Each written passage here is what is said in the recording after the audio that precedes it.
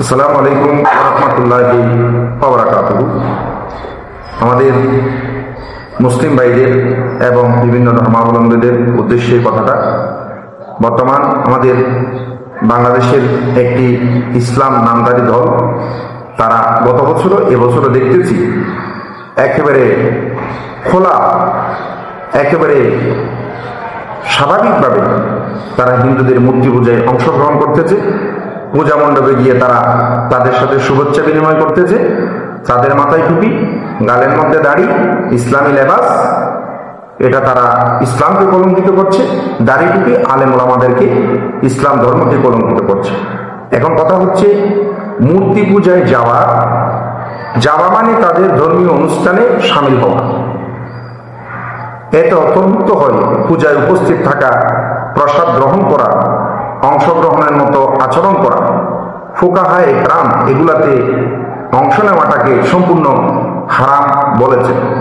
এবং দুর্গাপূজাকে আমাদের বিভিন্ন ভাইয়েরা দেখতেছি ব্যানারের মাধ্যমে, ফেসবুকের মাধ্যমে শুভেচ্ছা জানাচ্ছে।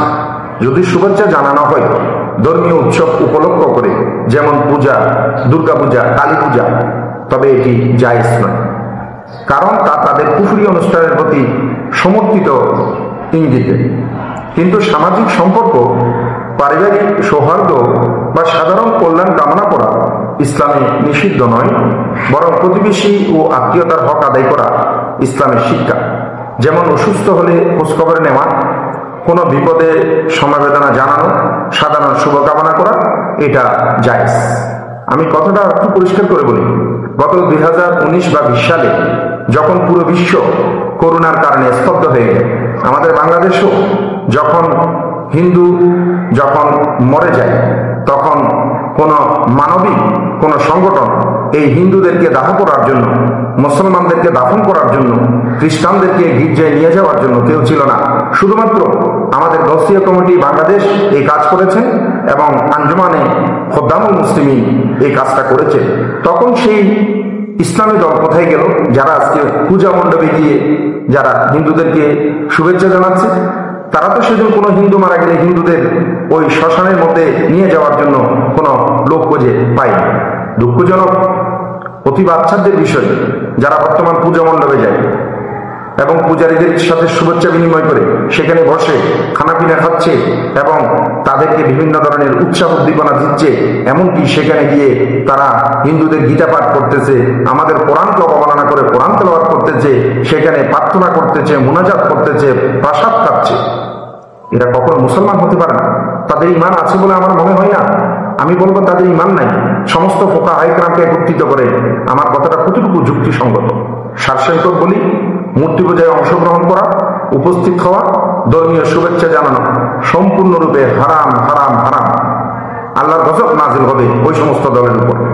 সামাজিক ও মানবিক শুভেচ্ছা ধর্মীয় রং ছাড়া জানানো যায়। ধর্মীয় রং ছাড়া মানে আপনার মাথায় টুপি নাই, গালে ধারে নাই, ইসলামী লেবাস নাই, ইসলামী কোনো ব্যানার নাই।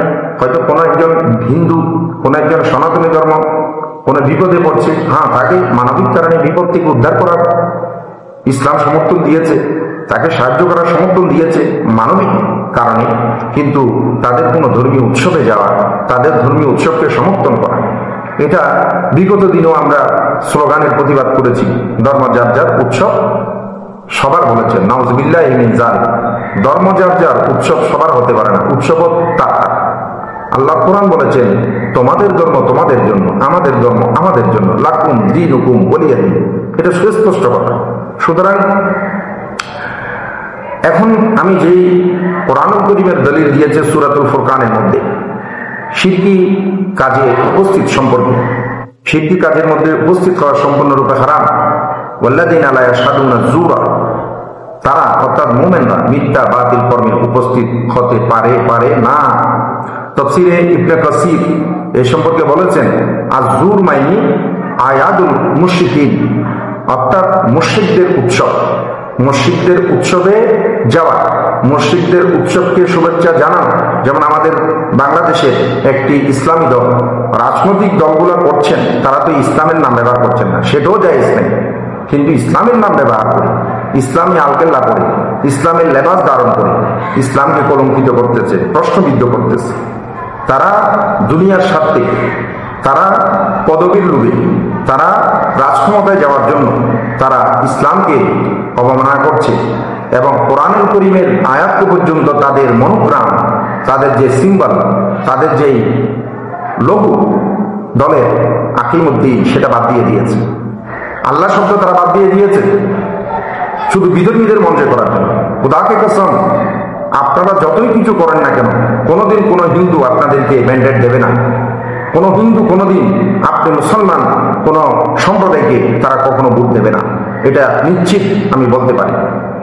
হাদিসে পাকের মধ্যে কোনো মুশরিক, বিধর্মী, বিজাতি, হিন্দু, বৌদ্ধ, খ্রিস্টান তাদের সাথে সম্পর্ক রাখা, তাদের উৎসবে যাওয়া, তাদের উৎসবকে শুভেচ্ছা জানানো সম্পর্কে কি বলেন দেখেন। ক্বালা রাসূলুল্লাহ সাল্লাল্লাহু আলাইহি ওয়াসাল্লাম, মান তাশাব্বাহা বিকওমিন ফাহুয়া মিনহুম। যে ব্যক্তি, যে মুসলমান কোন সম্প্রদায়ের সাথে সাদৃশ্য রাখে, সে তাদেরই অন্তর্ভুক্ত।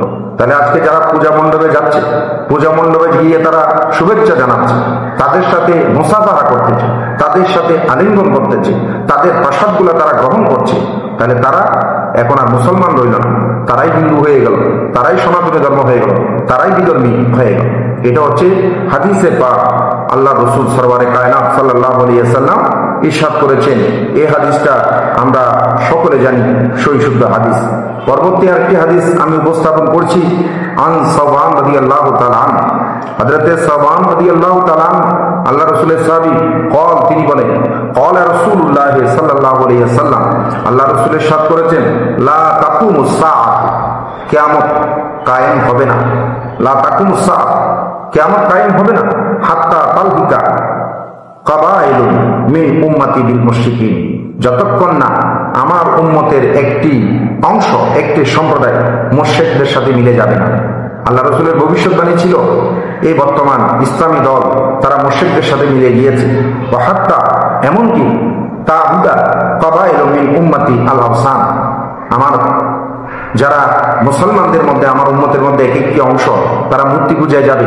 মূর্তি পূজায় যাওয়া মানে মূর্তি পূজা করা, মূর্তি পূজায় যাওয়া মানে মূর্তি পূজারীদেরকে সমর্থন করা, মূর্তি পূজায় যাওয়া মানে অর্থাৎ তাদের সাথে মিলে যাওয়া। সুতরাং মূর্তি পূজারী, সনাতনী ধর্ম হিন্দু আর ওই ইসলামী দল, তাদের মধ্যে আর কোনো তফাৎ রইল না। এই হাদিসের আলোকে, এই হাদিসটি ইমাম আবু দাউদ, ইমাম তিরমিজি, ইমাম ইবনে মাজাহ এবং আগের হাদিসটো আবু দাউদ বর্ণনা করেছে। তাহলে এই হাদিসের আলোকে আমি বলতে পারি নিশ্চিত, যারা এই ধরনের সনাতনী ধর্মাবলম্বীদের মূর্তি পূজায় যায়, মূর্তি পূজায় গিয়ে, পূজা মণ্ডপে গিয়ে তাদের সাথে শুভেচ্ছা বিনিময় করে, সম্পূর্ণরূপে হারাম হারাম হারাম যারা করেছে, তাদের বিন্দু মাত্র তাদের অন্তরে ঈমান আছে বলে আমার মনে হয় না। তারা মুসলমান থেকে খারিজ হয়ে গিয়েছে। এটা সবাইকে বুঝার তৌফিক দান করুন, আমিন। আসসালামু আলাইকুম ওয়া রাহমাতুল্লাহি ওয়া বারাকাতুহু।